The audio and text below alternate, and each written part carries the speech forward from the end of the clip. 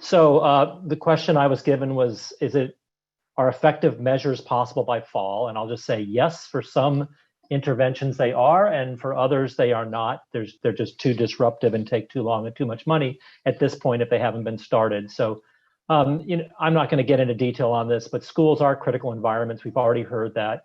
I just wanted to point out that children spend about 20% of their time inside of school buildings when they're school age. That's more than all other environments combined, indoor and outdoors, except for their home.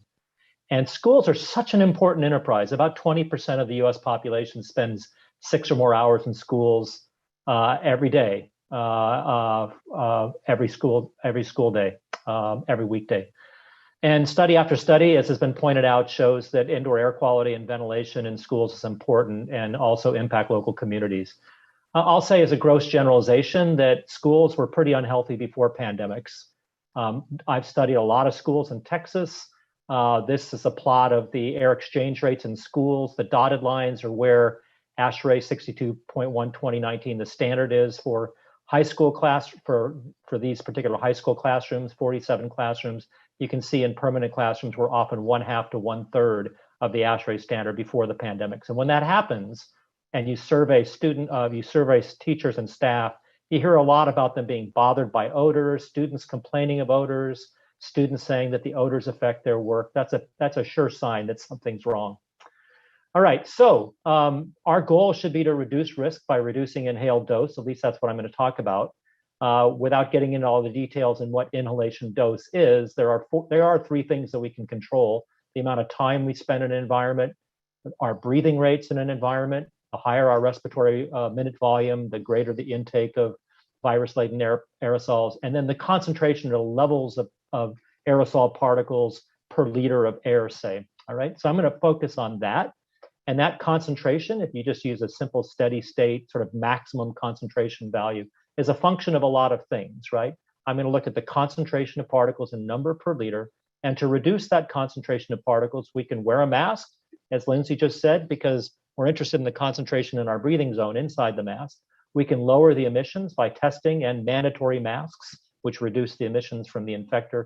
Increase ventilation, this term lambda here in the denominator. Use proven particle controls, this term in the denominator, or make use of volume of the space, right? And so I'm going to focus on increased ventilation and increased filtration in my next couple of slides.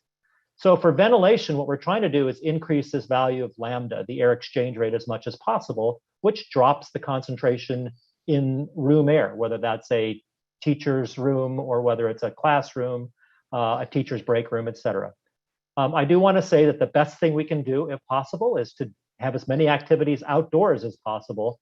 Increase benches, stools brought outdoors, whiteboards, chalkboards. I hear a lot of complaints about this idea, and I just want to say that you can't do it all the time, but whenever you can be outdoors, meet outdoors, have class meetings outdoors if possible. Mechanical ventilation, there's lots of different types, including unit ventilators and centralized systems. It's too late to make significant system upgrades at this point. Really needed to start that in spring of 2020, and too much of America dragged its feet, and that didn't happen. So, but we can in systems that existing in schools that have existing HVAC systems that are centralized. We should open outdoor air dampers as much as we can, and definitely disable demand control ventilation. We want to continue to ventilate classrooms when students are out of them for recess or at lunch period before they come back. So those things can be done. And blue here means things that can be done now and quickly. Natural ventilation, open windows and control the flow with fans in or out or both.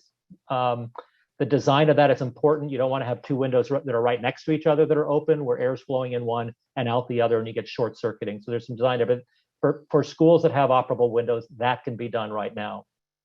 For filtration, we're dealing with this term here, which is a clean air delivery rate, this single pass removal efficiency for particles of size I times the volumetric flow rate through the device divided by the volume of the space. And this entire term here has the same units as air exchange rate per hour, for example. So sometimes people combine these two and talk about an equivalent ventilation rate. What we should be doing here is upgrading system filters, as you see here, upgrade from MERV 8 to MERV 13 filters at Portland State University. Use the highest MERV possible to increase the single pass removal efficiency. It's not possible to do this by the start of the school year if you haven't already procured MERV 13 filters or better filters. And it's a disruptive activity. You need to shut down the system while you're doing it. So it needs to be done at night and weekends. It's probably too late to do that before the school year for schools that haven't opened, but it is possible to do it during the school year if done at the right time.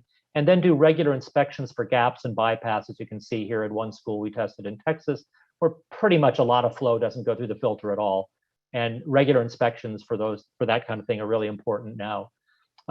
Lastly, portable HEPA air cleaners can be very effective. Same part of the equation here. The clean air delivery rate is this top term, eta times Q, and that's what you will normally find when you try to purchase one of these units. To convert to an equivalent air exchange rate, all you do is take the clean air delivery rate, divide by the volume, multiply by 60 to convert from minutes to hours. And I just show you an example here for a relatively, well, it's a smaller size classroom, but not unreasonable classroom with a clean air delivery rate, with a device with a clean air delivery rate of 300 cubic feet per minute. That gives you sort of a jolt of an additional 3.8 per hour equivalent ventilation. So if we're starting with 2 per hour, and a lot of classrooms I've tested in Texas start with a lot lower than that, but if we start at 2 air changes per hour, and we use the clean air delivery rate that I just showed you, a HEPA-based system with that clean air delivery rate, for that classroom, we go from 2 to 5.8 per hour, which leads to a 66% reduction in virus-laden particle concentrations in air.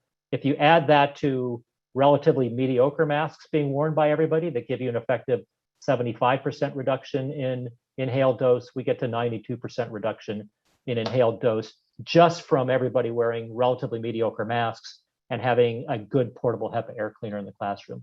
That's pretty good. And that is possible by early fall term.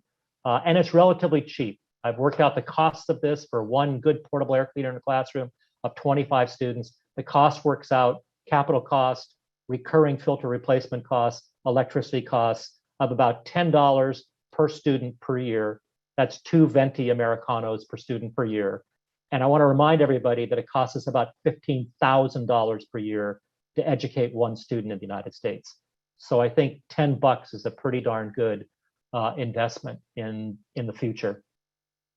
If you can't procure portable HEPA air cleaners fast enough, or you don't have the money, you can roll your own, and building your own can be pretty effective. They can be built quickly. This can be done quickly. Before school starts for many schools or early in the school year. And I know that the team that's up next is going to discuss these in more detail, so I'll end there. Thank you very much.